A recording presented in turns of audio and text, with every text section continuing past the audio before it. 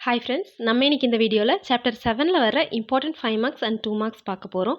இந்த சாப்டர் பொறுத்த வரைக்கும் ரொம்ப ஈஸியான சாப்டர். ஏன் அப்படின்னா இந்த சாப்டர்லேருந்து 2 5 மார்க் கேட்குறாங்க, 2 2 மார்க் கேட்குறாங்க, அப்புறம் 2 1 மார்க். மொத்தம் 16 மார்க் இந்த சாப்டர்லேருந்து மட்டும் வருது. அது மட்டும் இல்லாமல் ரொம்ப ஈஸியான சாப்டர். ஸோ இந்த இம்பார்ட்டன்ட் 5 மார்க்ஸ் 2 மார்க்ஸ் பார்க்குறதுக்கு முன்னாடி இதில் என்னெல்லாம் இருக்குது அப்படிங்கிறத நான் உங்களுக்கு சொல்கிறேன் பாருங்கள். பயிற்சி 7ல் 1ல் நேர்வட்ட உருளை, அதாவது உருளையோட வலைப்பரப்பு மொத்த புறப்பரப்பு அந்த ஃபார்முலாவை யூஸ் பண்ணி போடுற மாதிரி கணக்குகள். உருளைன்னா இந்த மாதிரி இருக்குமா, இதோட வலைப்பரப்பு கேட்டாங்கன்னா அதை எப்படி சொல்லுவோம்? இப்போ வந்து ஒரு செவ்வக வடிவ ஒரு பேப்பர் இருக்குன்னு வச்சுக்கோங்க. இந்த மாதிரி ஒரு பேப்பர் இருக்குன்னா இதை சேர்த்து அப்படியே உருட்டணும் அப்படின்னா இதை உருட்டினா இந்த மாதிரி கிடைக்குமா, உருளை கிடைக்குமா? அப்போது இதோட வலைப்பரப்புங்கிறது இந்த செவ்வகத்தோட பரப்புக்கு சமமாக இருக்குமா, அதுதான் வலைப்பரப்பில் வரும். மொத்த புறப்பரப்பு அப்படின்னா மொத்தமாக சேர்த்தி, அதாவது இந்த வலைப்பரப்பையும் இந்த மேலே இருக்கிற வட்டத்தோட பரப்பு கீழே இருக்கிற வட்டத்தோட பரப்பு ரெண்டையுமே சேர்த்தது மொத்த புறப்பரப்பு. இது வந்து நேர்வட்ட உருளைக்கு.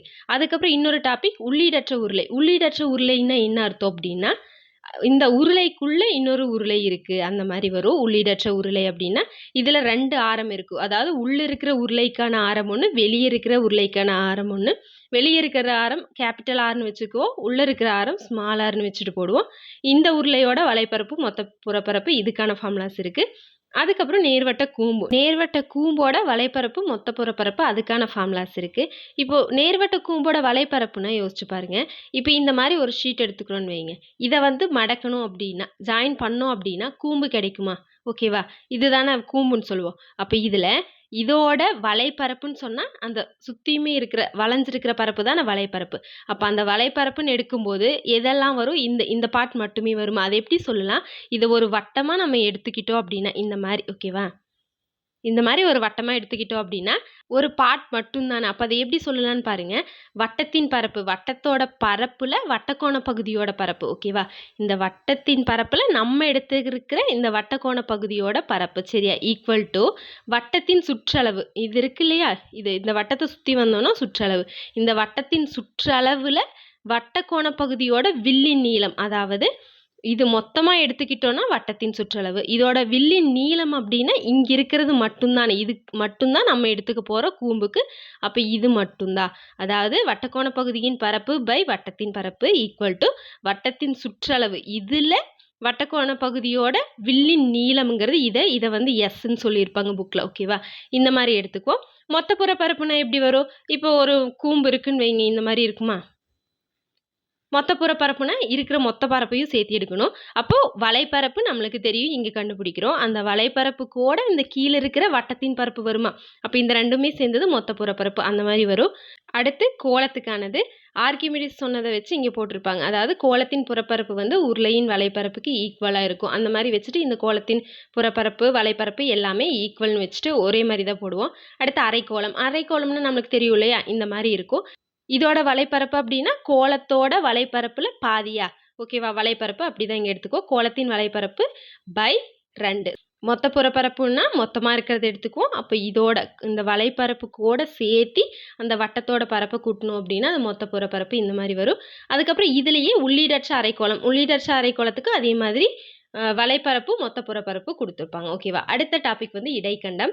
இடைக்கண்டம்னா நம்மளுக்கு தெரியும், இந்த பக்கெட் ஷேப்பு இல்லைன்னா கண்ணாடி டம்ளர் அந்த மாதிரி ஷேப், ஓகேவா. இதில் வந்து வலைப்பரப்பும் அதே மாதிரி மொத்த புறப்பரப்பு கொடுத்துருப்பாங்க. வலைப்பரப்புனா 1/2 இன்ட்டு இந்த மேல் கீழ் வட்டத்தின் சுற்றளவுகளின் கூடுதல், ஓகேவா.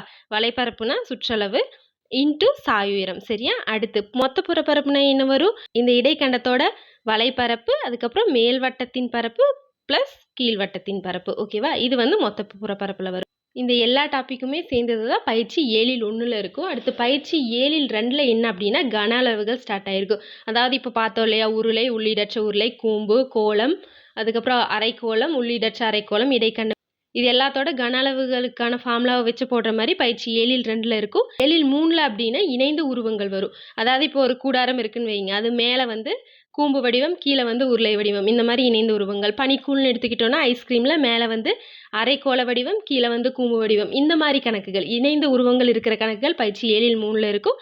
பயிற்சி 7ல் 4ல் திண்மங்களை கன அளவுகள் மாறாமல் மற்றொரு உருவத்திற்கு மாற்றி அமைத்தல். ஓகேவா? கன அளவுகள் மாறாமல் மாற்றி அமைக்கிற மாதிரி. அதாவது எக்ஸாம்பிளுக்கு உலோக பந்து ஒன்று, பெரிய உலோக பந்தை எடுத்து உருக்கி அதை சின்ன உலோக பந்துகளாக கன அளவு மாறாமல் எடுக்கிற மாதிரி கணக்குகள்.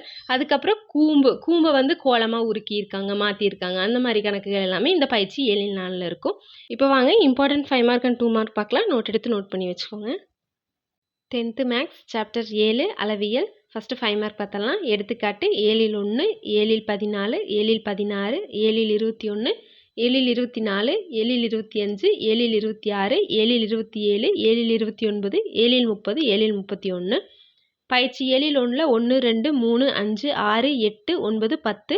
7-2 1, 2, 3, 4, 9, 10. 7-3 1, 2, 4, 5. 7-4 1, 2, 3, 4, 6, 7. 2 மார்க்கில் எடுத்துக்காட்டு 7-2, 7-3, 7-6, 7-8, 7-9, 7-10, 7-13, 7-15, 7-19, 7-20. பயிற்சி 7-1 4, 7, 7-2 6, 7. அவ்வளோதான். ஓகே ஃப்ரெண்ட்ஸ், இதே மாதிரி நிறைய வீடியோஸ் உங்களுக்கு வேணும் அப்படின்னா மறக்காமல் நம்ம சேனலுக்கு லைக் பண்ணிவிட்டு சப்ஸ்கிரைப் பண்ணுங்கள். அப்படியே பெல் ஐக்கன் கொடுத்து வச்சுக்கோங்க. தேங்க்யூ.